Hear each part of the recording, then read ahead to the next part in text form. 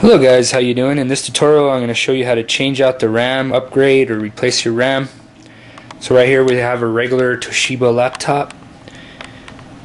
We're going to turn it around, and this certain model, this panel here in the middle is where the RAM is. Make sure you find out which one's yours. If you don't know, just open up the panels and see which one's which. So get your screwdriver and let's open up this panel. It should just pop right out, just like this. So here we have our RAM sticks. And the way these are set up, they're actually smaller than the original ones on the desktops, way smaller. So the way you do these is, you see these things here on the side. You gotta pop those out. That one's I popped out that one. Pop out that one. So when you pop them out, it's gonna go up like this. Bam, they're gonna go up, and you just pull out like that.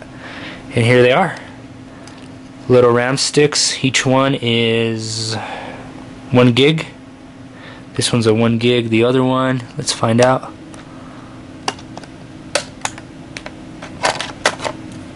The other one is 2 gigs. So we got 3 gigs of RAM on this laptop. So when you get your new sticks, they're gonna look just like these again.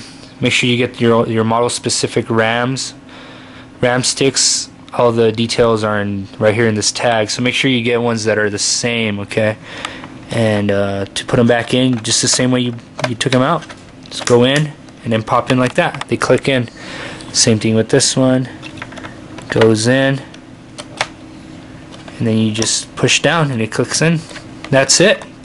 Let's put our panel back on.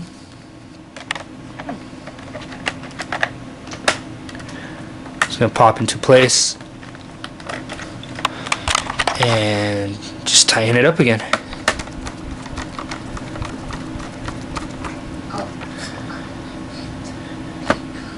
And there it is. That's how you replace RAM on a laptop, and hopefully this video has been really helpful, and have a good day.